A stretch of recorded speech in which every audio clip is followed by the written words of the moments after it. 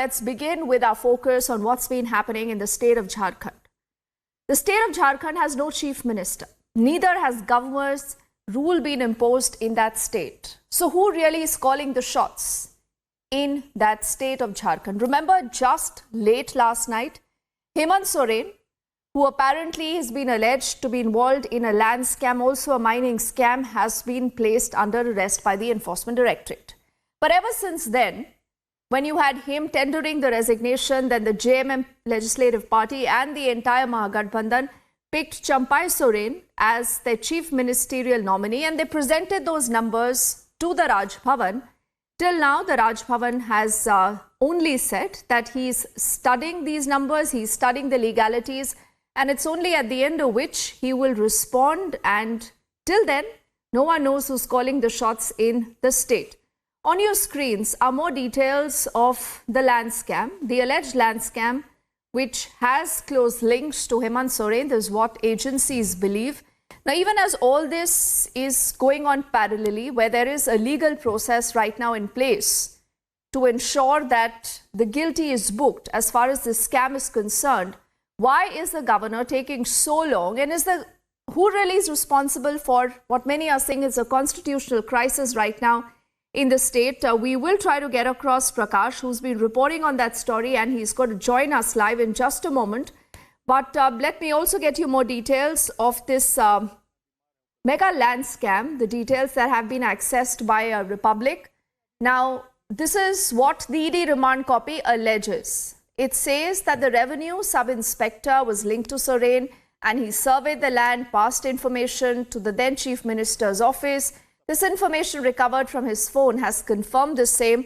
Let's also play out reactions we've heard so far from a lot of these MLAs who've been a part of the government right now on what they allege and what has happened so far.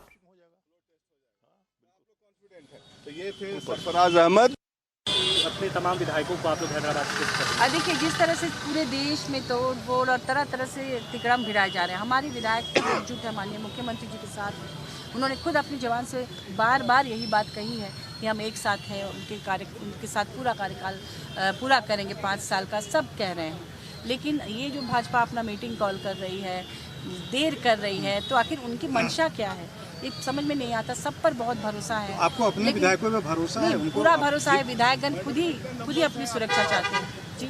हमारे पास 44 तो अभी है, फिलहाल साथ में घूम रहे हैं सब लोग। मैडम, सीता सोरेन लगातार नाराज बताई जा रही है। इस पर मैं कोई कमेंट नहीं कर सकती। नाराज बताई जा रही है, इस पर मैं कोई कमेंट नहीं कर सकती। क्या एकजुट हैं झारखंड मुक्ति मोर्चा? सारे विधायक एकजुट हैं। आज तो वीडियो भी जारी कर दिया गया है सबका, एक साथ सब खड़े हैं। और माननीय गवर्नर के यहाँ जाने के लिए सब तैयार खड़े थे, लेकिन सिर्फ 5 लोगों को वहाँ जाने की अनुमति मिली।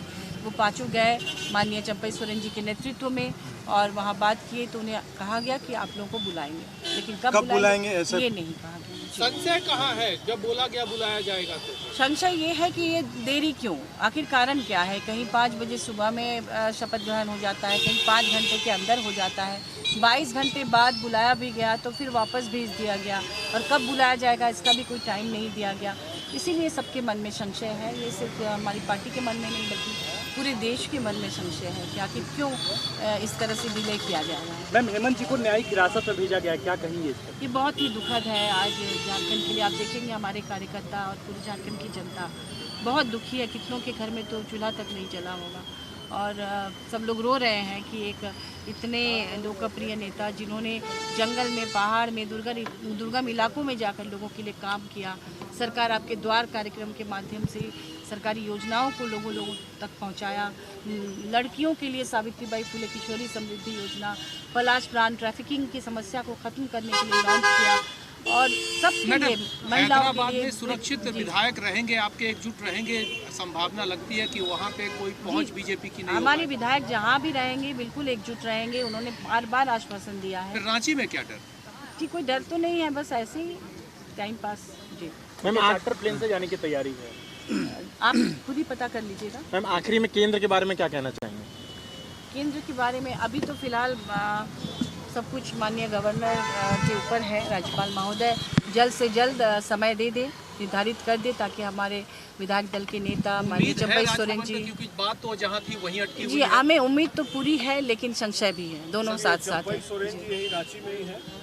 ये आप लोग पता कर लीजिएगा प्लीज़। इस पर मैं अभी तत्काल कुछ नहीं बोलना आप लोगों की कोई गुहार राज्यपाल से? यही गुहार है कि हमें पता है कि आप लोकतंत्र की रक्षा करेंगे, उसका सम्मान करते हैं, और यही गुहार है कि जल्द से जल्द हमारे इस राज्य को, जो कि अभी अनाथ है, उसको सनाथ कर दे, और हमारे पार्टी के बहुत ही सीनियर और अनुभवी गिनती तो आपने सुना दी ना विधायकों की अपने 43 बिल्कुल गिनती भी सुना दी, वहाँ समर्थन पत्र में सिग्नेचर भी था, वो तमाम 3 बस में भर के वहाँ खड़े भी थे। आज भी सभी लोग एकजुट होकर खड़े हो गए। सबकी फ़ोटो शाम को अभी कुछ देर पहले ही उसको भी जारी कर दिया गया, गवर्नर हाउस जाने के पहले ही उस फोटो को भी जारी कर दिया। बजाय गिनती क्यों? परेड भी तो करा सकते थे, सशरीर उपस्थित हो सकते थे सभी विधायक, वीडियो क्यों नहीं जाना पड़ा गिनती? इसकी वजह ये है कि गवर्नर हाउस में अंदर जाने का परमिशन नहीं था। कल तमाम विधायक अंदर चले गए थे, तो उन्हें बहुत ही इंसल्ट करके गवर्नर हाउस से एक तरह से उनके जो वहाँ अधिकारी लोग थे, उन्होंने वो उतर भी गए थे, कुछ विधायक गवर्नर हाउस में प्रवेश करने के लिए। अंदर जाने की अनुमति गलती से शायद गार्ड ने दे दी थी, वो बाहर बस में खड़े थे, उसके बाद अंदर गए और वहाँ तत्काल उन्हें बस में वापस बैठा के उन्हें वापस कर दिया गया। इसलिए आज राज्यपाल ने गृह मंत्रालय को ये उनकी क्या मंशा है, इसी पर तो शक है। इसीलिए तमाम विधायक एकजुट है और हम लोग चाहते हैं कि जल्द से जल्द यहाँ सरकार बने, क्योंकि लोकतंत्र यही कहता है कि जो पहले दावा ठोकता है, जिनके पास तमाम विधायक हैं, उनको तो सरकार बनाने ही देना है। इसके बाद ये देरी क्यों? राष्ट्रपति शासन का डर है? ये तो मैं नहीं बोल सकती, नहीं होना चाहिए राष्ट्रपति शासन। Thank you ma'am, thank you so much.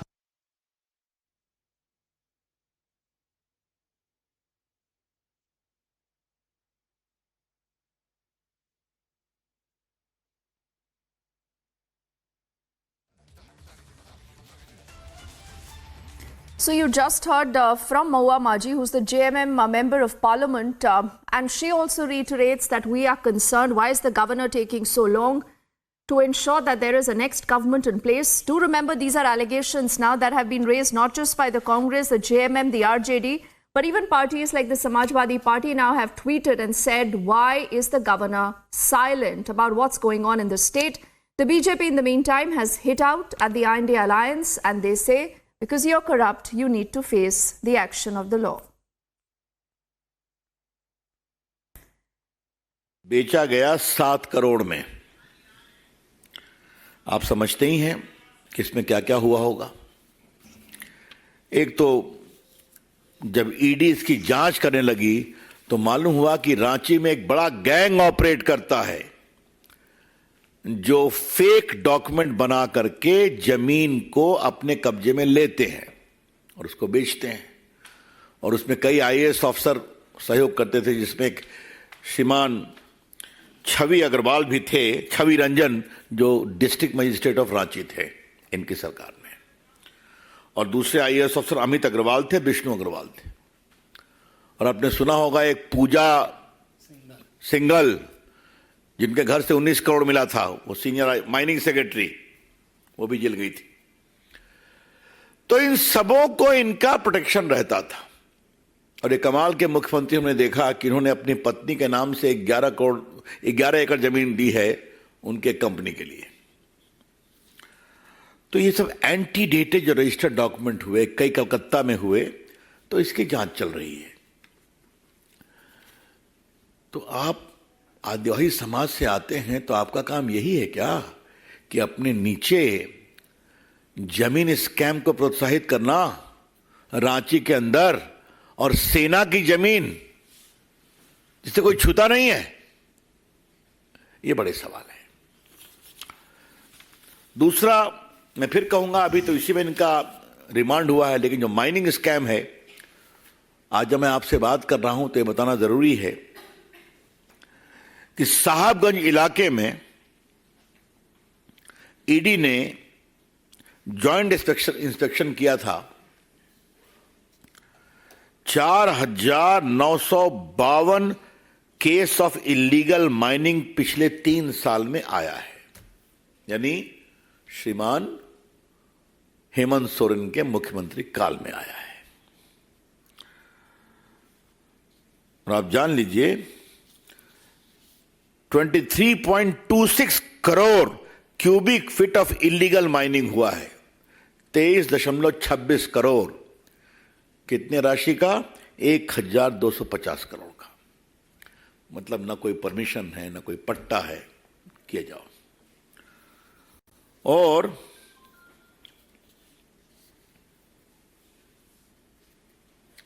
आपको मालूम है कि इन्होंने रांची में 88 डेसिबल जमीन अपने नाम अलॉट कर दी थी माइनिंग के, अंगराहा ब्लॉक में रांची में।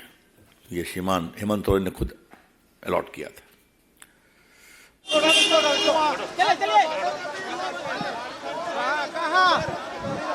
झारखंड MLAs छोड़ो छोड़ो छोड़ो। There we see, ये देखिए ये बस है जिसमें झारखंड के विधायक, तमाम विधायक ये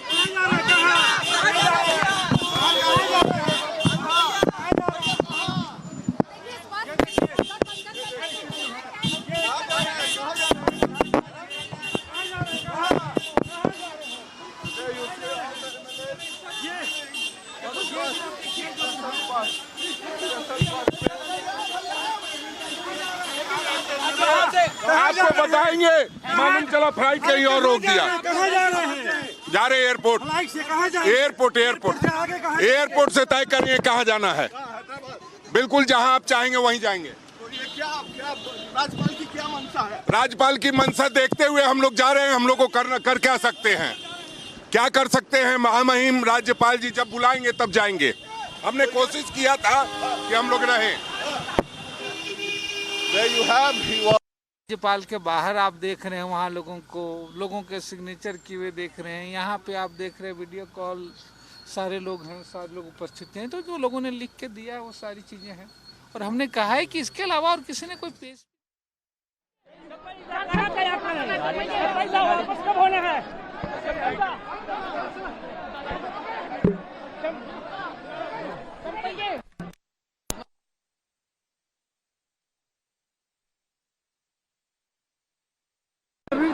किया जाए। राज्य की स्थिति को बद से बदतर बनाने का प्रयास किया जा रहा है और हम लोग नहीं चाहते कि कोई इस तरह की बात हो। इसलिए हम लोगों ने ये तय किया है कि हम लोग अपने विधायकों को बाहर ले जाएं।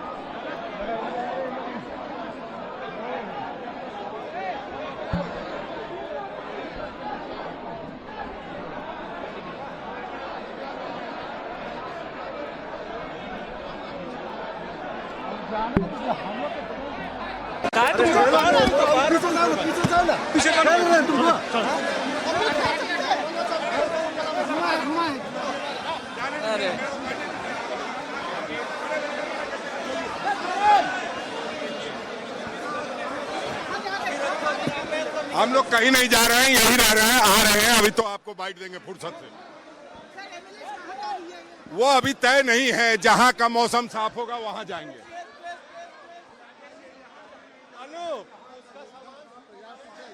पीछे चलिए।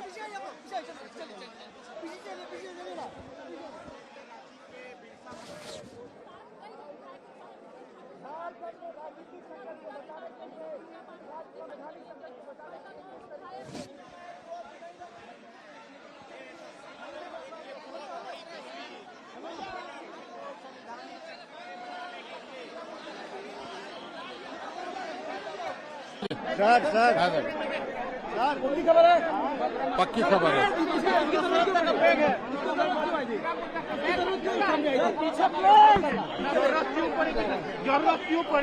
रुकिए भैया पीछे।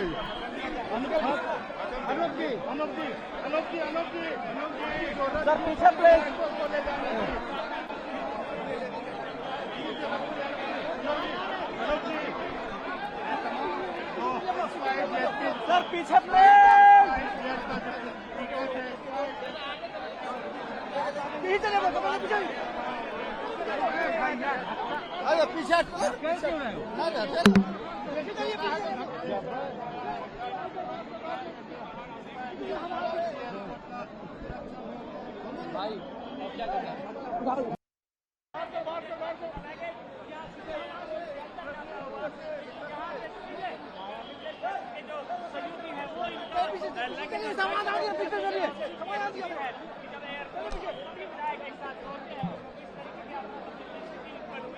सभी विधायकों को यहाँ से हैदराबाद शिफ्ट किया जा रहा है और हैदराबाद शिफ्ट किए जाने से पहले की ये तस्वीर है कि सभी विधायक सर्विलांस से एक बस में सवार होकर आए और उसके बाद एयरपोर्ट पे गए जहाँ तस्वीर है। हालांकि कुछ विधायकों ने मीडिया से बात करते हुए विजुअल दिखाना यार।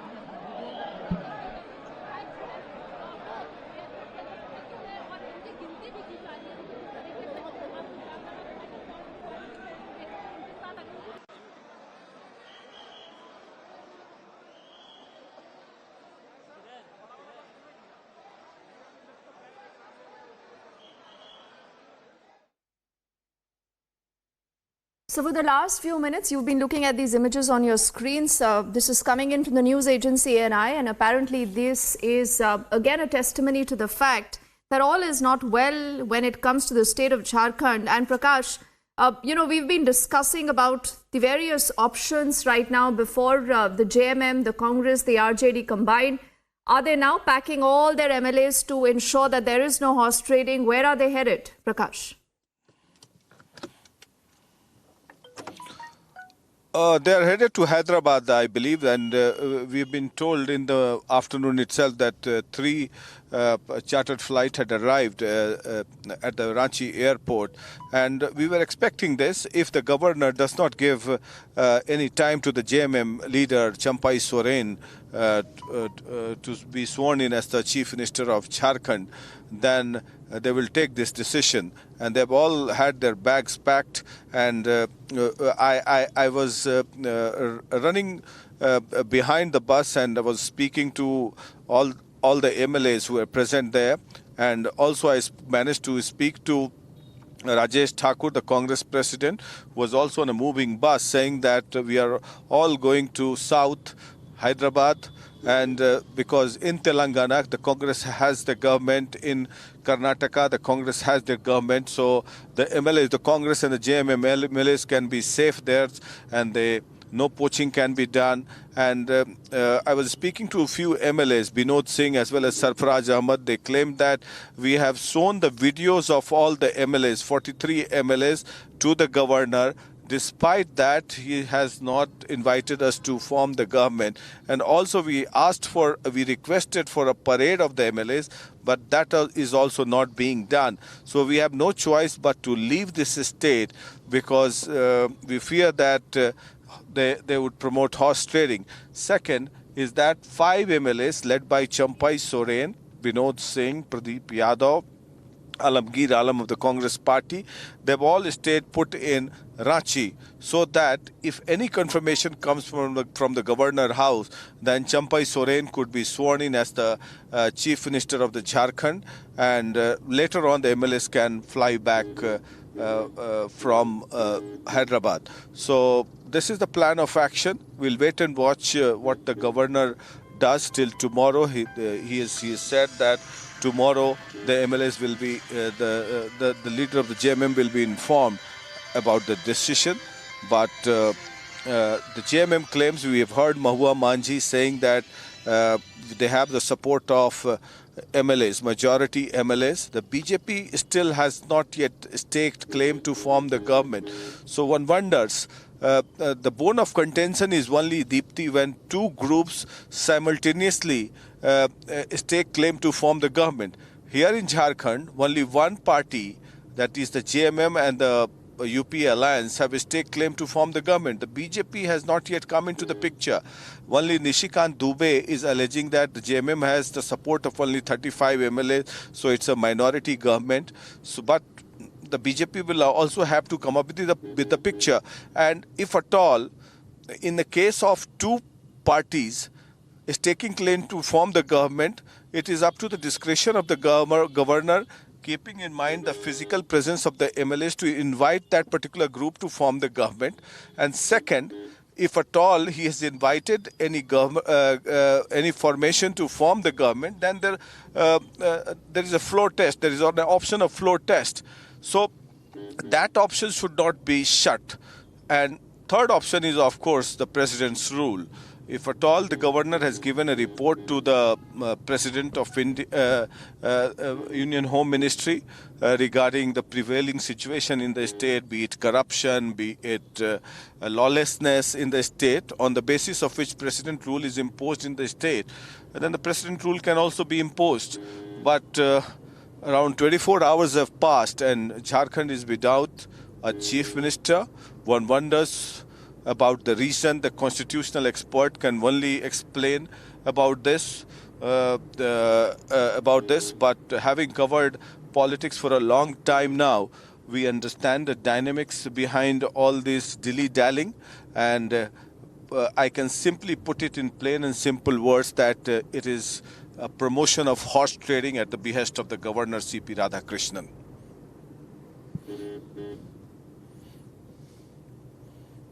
Happening, Prakash, because just one look at the numbers will tell you that the ruling alliance there had 48 and the opposition, that is the NDA alliance, has 32. So they clearly need at least 10 more MLAs to be in the race. But at a point like this, where the governor has been apprised by this coalition that they have a majority of 43 MLAs, remember the majority mark is 41 here.